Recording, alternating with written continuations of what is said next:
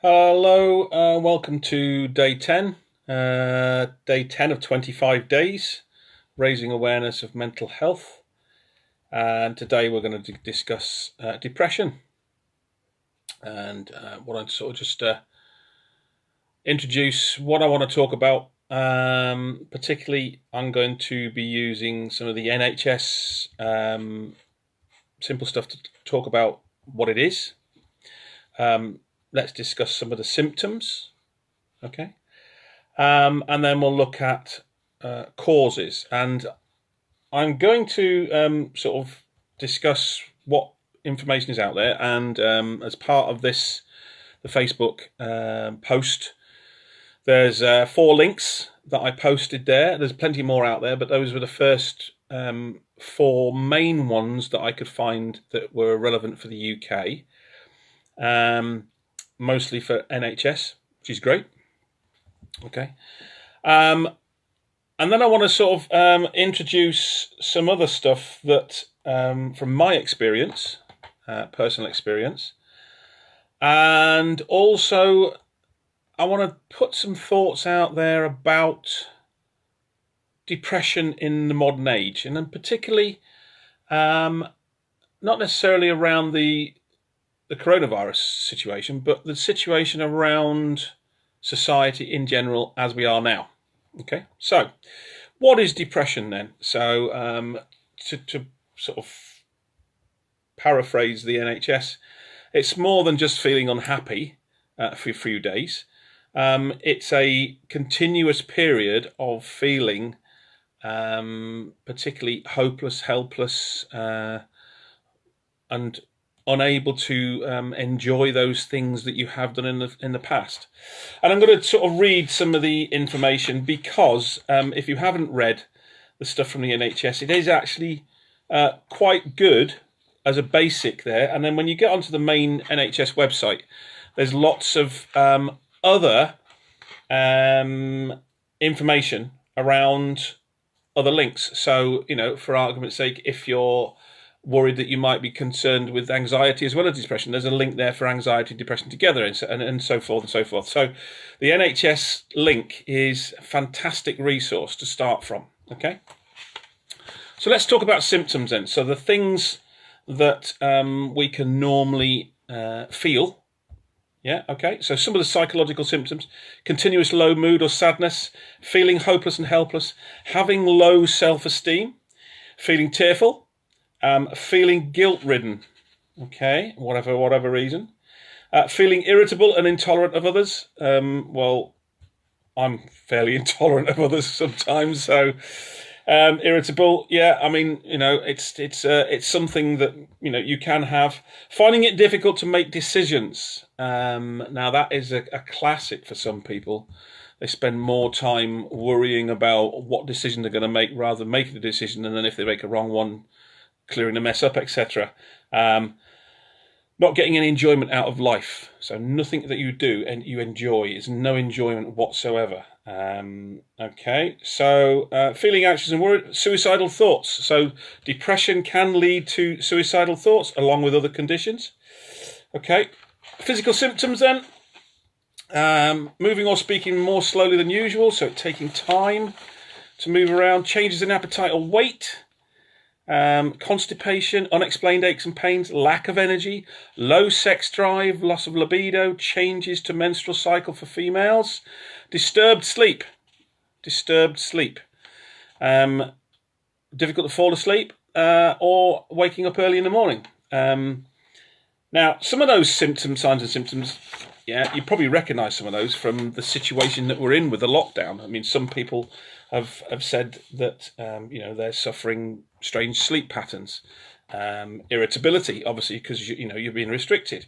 Putting on weight, well, you know, we're sort of not as active or moving around.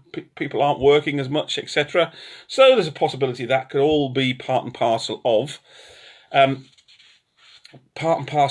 lockdown fallout, etc. So the signs and symptoms of depression, okay, can, you know, crop up in a short-term period quite easily. Okay, and let's look at some of the causes, what the cause is here, what they've said. Now, this is the NHS website, and then I want to discuss, and if possible, you can put your feelings, messages, etc. down here about what you think about depression yourself, or your opinion of what I'm saying, etc. So, causes. The NHS is very clear that they're saying there's no single cause of depression. It can occur for a variety of reasons and has many different triggers. So, stressful events. Yeah, people have stressful events in their lives, and again, I'll speak from some experience in the past about me, what I've gone through. Okay, personality. So, certain personality types are allegedly more prone to becoming depressed. So, if you are sort of got certain personalities, right, so overly self-critical, maybe so introverted, etc., you're more likely to, take things personally and start to sort of get run down, etc. Family history. So if there's a family member that's had depression in the past, you're more likely to suffer from depression. Birth. So women, have given birth, etc. So there is a whole lot of depression around hormonal changes, physical changes, etc. in the body. Loneliness, right? Okay, now, and I want to come back to loneliness as a subject when I discuss my opinion. Okay, alcohol and drugs, and I think particularly with mental health issues, most mental health issues that we have will be made worse by the use of alcohol and misuse of drugs.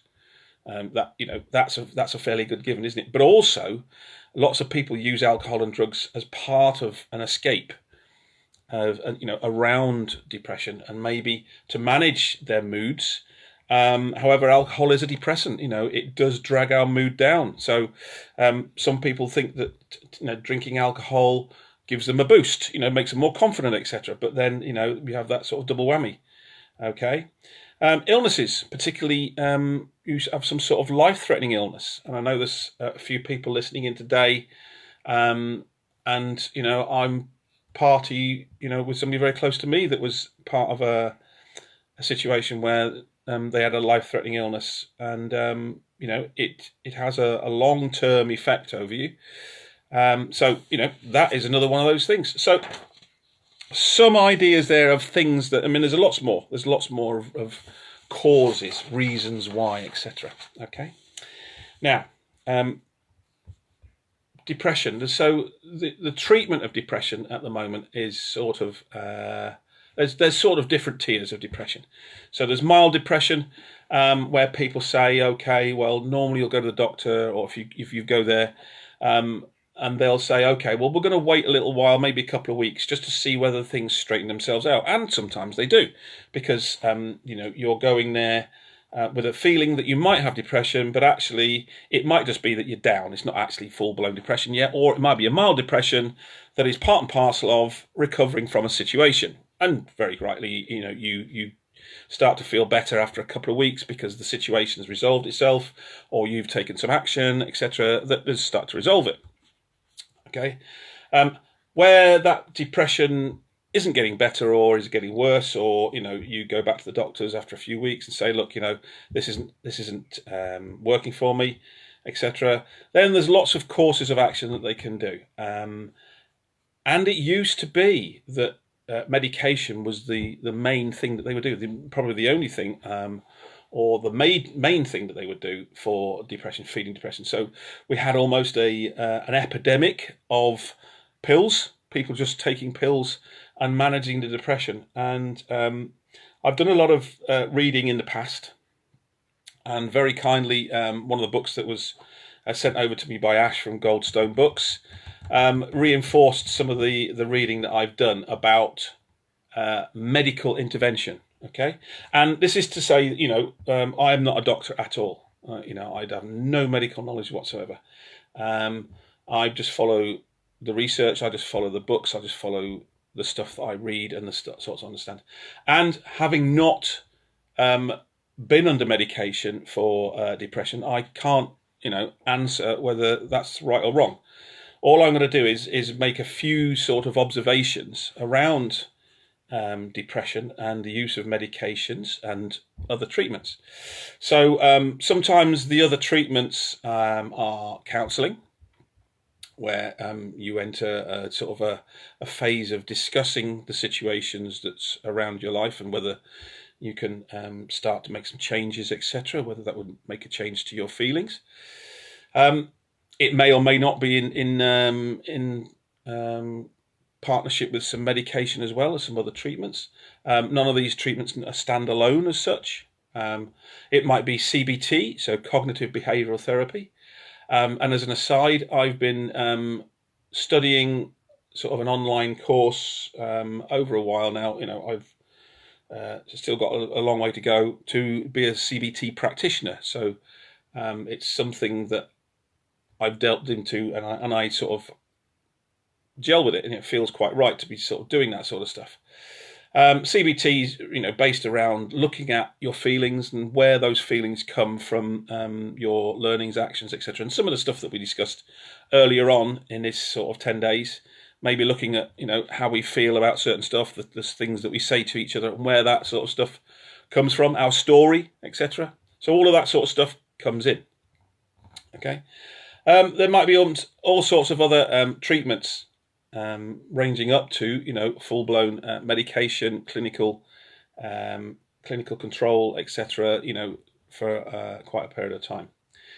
Now, again, I'm going to make this caveat. I am not medically trained. I'm not a doctor, and I'm not going to disagree with medical stuff, etc. But there is a growing field of evidence that tablets, particularly antidepressants, do not work in the majority of cases.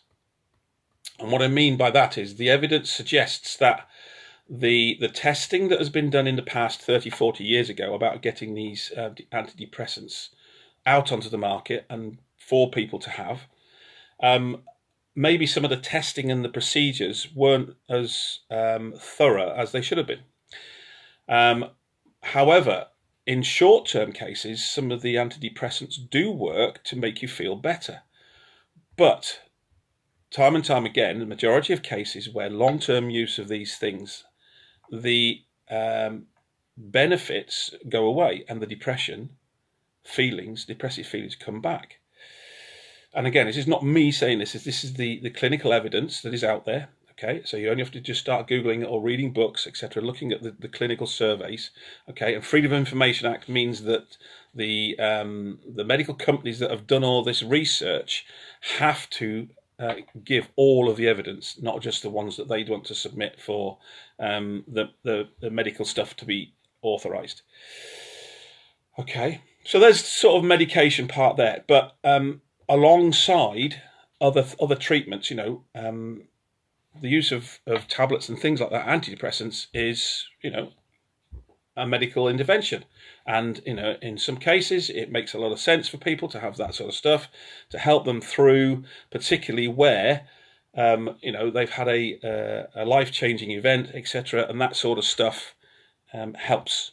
Okay. But it doesn't normally help on its own, just taking pills, because, again, the body will get used to it. The body's systems start to override whatever the chemicals are, and then you end up on higher doses, etc. And eventually, in the majority of cases, the depression does come back, even though you're taking the pills. So that's a sort of a weird situation. Again, it's not me saying that, it is me just researching the stuff and putting it out there.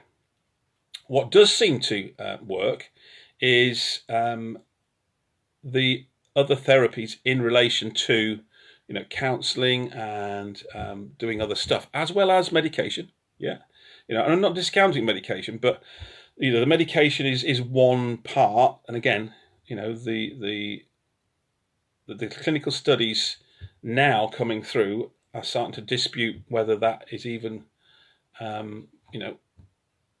worthy in some of the times that it has been used. What the evidence is showing is that depression is not just, as it was before, a change in your brain chemistry, okay, and not just a change because of a situation that can then be sorted out with a few pills, or even with counselling or CBT or anything else.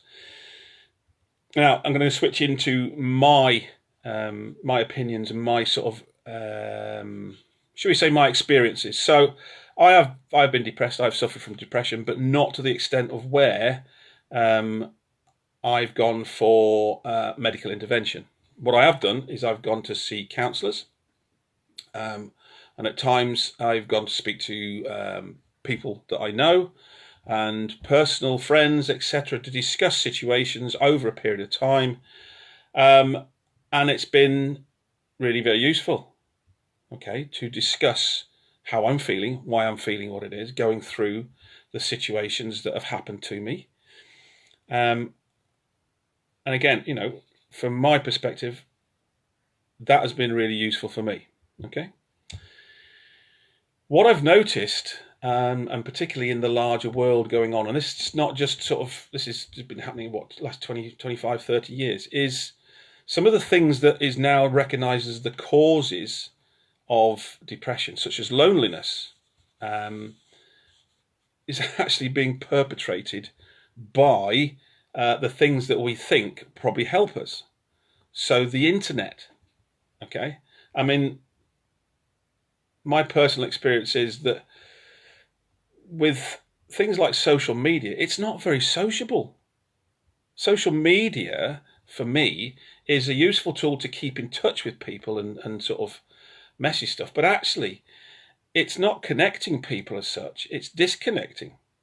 Because if you think back to where we've come from as a human race, yeah, we lived in small groups, you know, maybe 50, 100, 200 people at the most in little sort of villages. And that little village, that little group of people relied on each other. We all relied on each other as part and parcel of that, live our lives, okay? So you were never lonely because you were always part of this group, okay? But if you got cut off from your group, and then this is, and you know, coming from one of the books that I've recently read, and it's a great analogy. You get cut off from your group, suddenly you're not feeling very well because you now haven't got the group to protect you. You haven't got the group to look after you. You haven't got the group to feed you, or you feed them, or you've got that connection with people. So you start to go through these strange feelings of being separated. Hypervigilant, not being able to sleep, because obviously normally you would sleep with the group and the group would then protect you. And obviously if you're not on with the group, you're not feeling protected.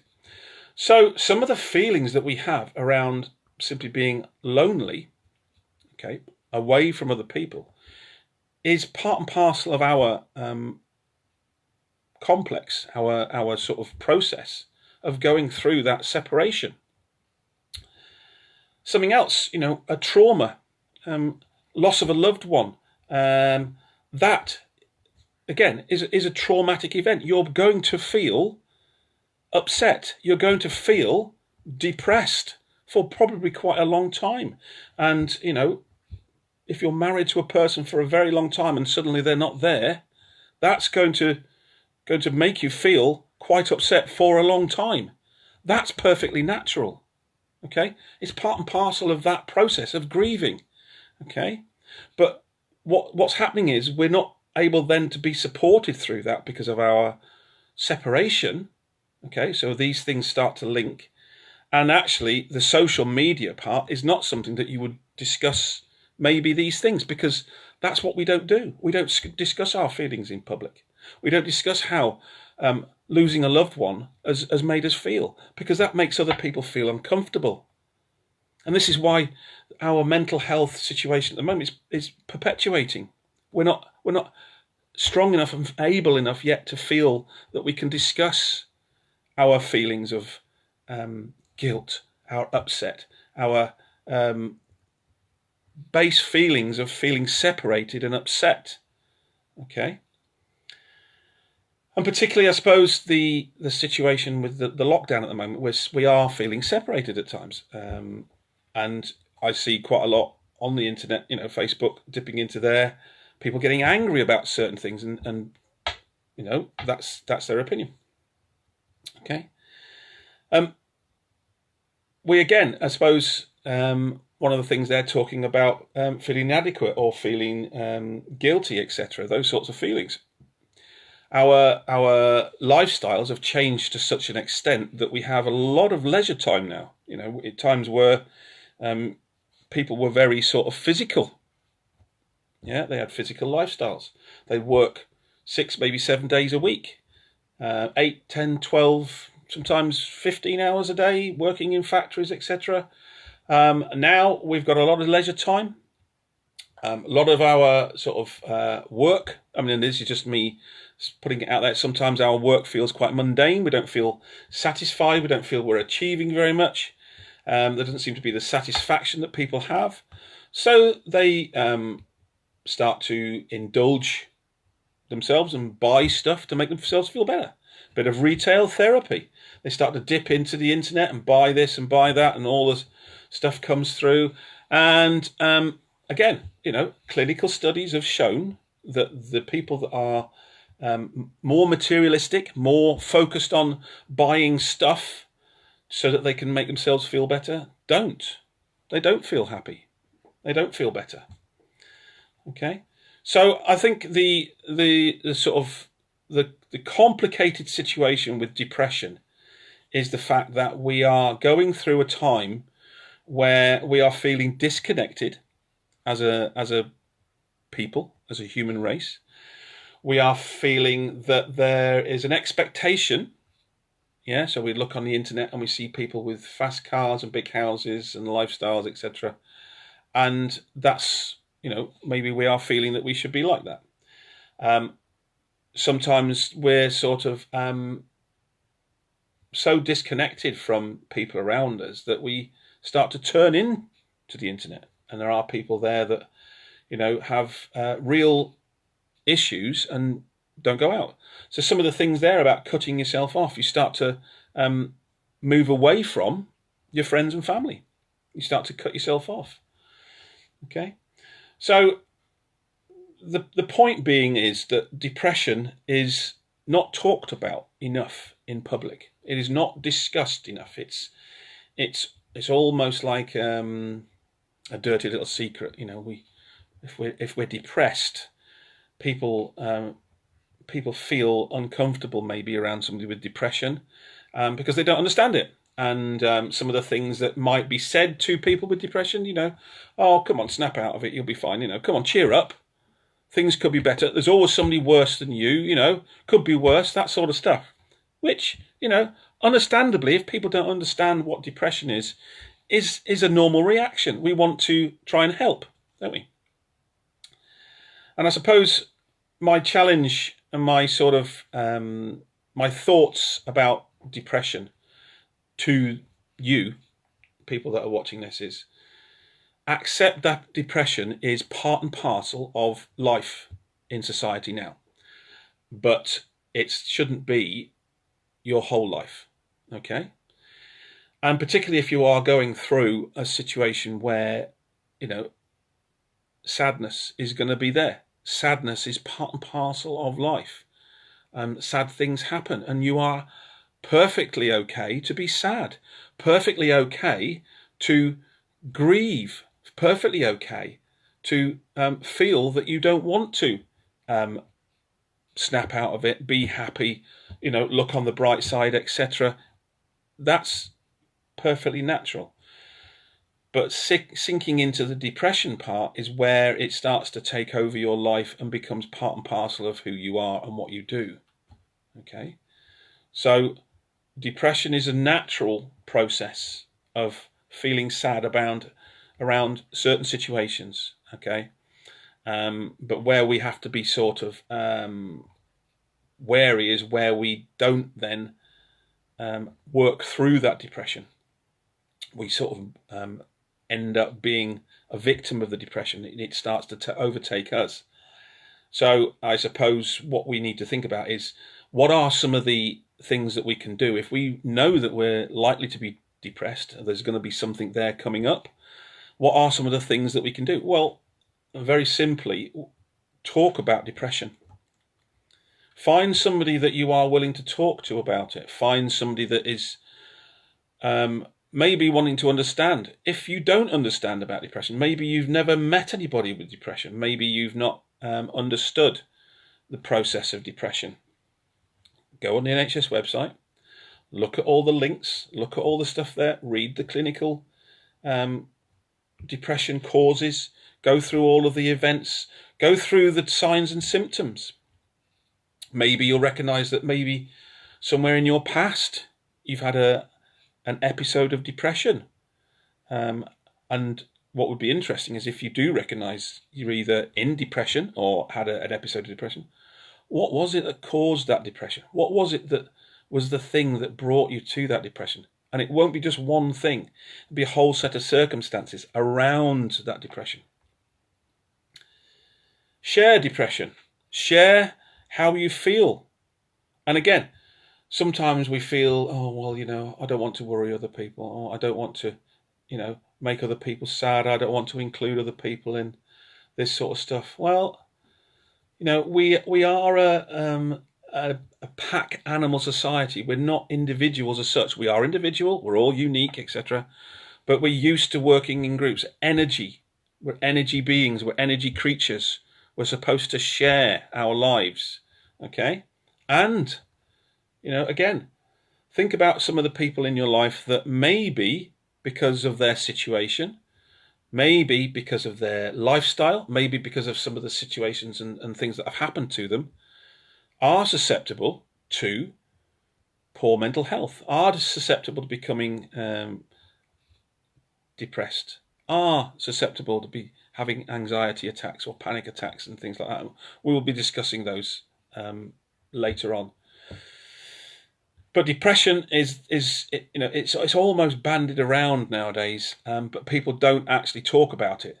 We hear about people suffering from depression. We hear about stars, suffering from depression.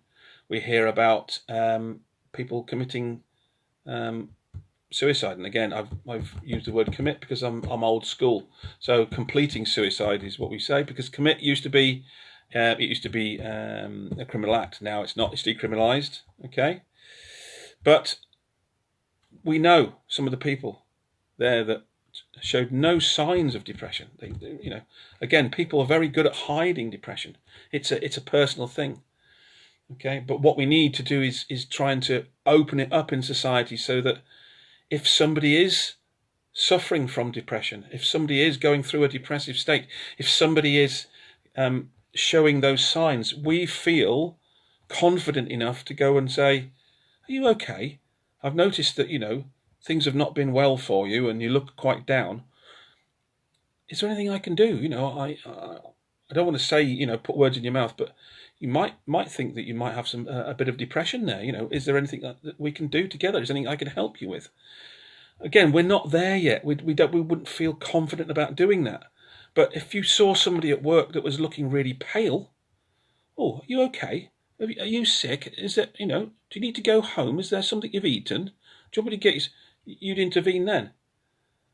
So those sort of situations, okay, where people should feel confident about talking about depression and bringing it out. There's some people posting some things up now, and please feel free to put your feelings up about this, etc., and how you feel about the depression and where that came from. Again, the more we can bring depression out as a subject of discussion, again, it's one of those meaty things. Again, with depression, suicide, we don't talk enough about it. Therefore, when it happens, everybody's indignant and everybody jumps up and down about it, but they don't actually do anything with it. Okay, so all I want to do is keep talking about it, keep talking about depression. So, like I said, depression is just one of those things that we suffer from. People suffer from depression because of the things that happen to them. Okay, but we shouldn't suffer alone. We shouldn't suffer to the point where we do feel that there are no alternatives, and we shouldn't then feel that we can't get help or people to sort of match that process. Again, it's a more complicated subject rather than somebody just feeling upset for a long period of time. So what I want people to do is to go out there Okay, after this, yeah, if you've not suffered from depression, you've got no idea what depression is, or you've got a vague idea of what depression is, go and educate yourself. Go on the NHS website, go and read some books if you want to read books, go and sort of do some research yourself and look at what depression is, look at the clinical interventions, look at the medications, look at the therapies that are available, look at all the other stuff there that is available to you. And what I would suggest is that if you are committed to making yourself feel better, but also maybe helping others, find a way to reach out, find a way to getting the word of depression or mental health issues out there. Let's generalize it. Let's normalize it. Let's make it everyday language rather than an embarrassment, rather than being something that is sort of whispered about in the corners. We don't have to shout about it and ram it down people's throats, but we do need to normalize it. We do need to make it part and parcel of everyday language so that people feel comfortable about discussing this stuff. I'm going to stop there. Okay. So we've got a second event tonight at 8 o'clock.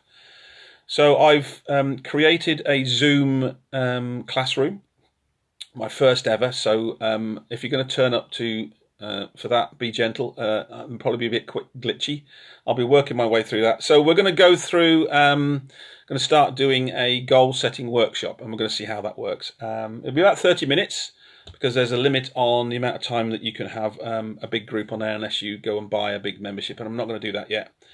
But Zoom hosts that. You can come and join that in there, and yeah, come and go through the steps. Now, if we don't cover all the steps in the first one, then I'll just put another one in for tomorrow night or later in the week, whatever, so we can go through that. There'll be some homework for you to do, things for you to do. So it's not just turn up and sit there and not do anything, but you've got to then take some action. Okay, and some steps to move forward with the goal setting. If that's something you're interested in, so check out the Facebook post about the Zoom thing, and I'll see you at 8 o'clock. If not, I'll see you tomorrow.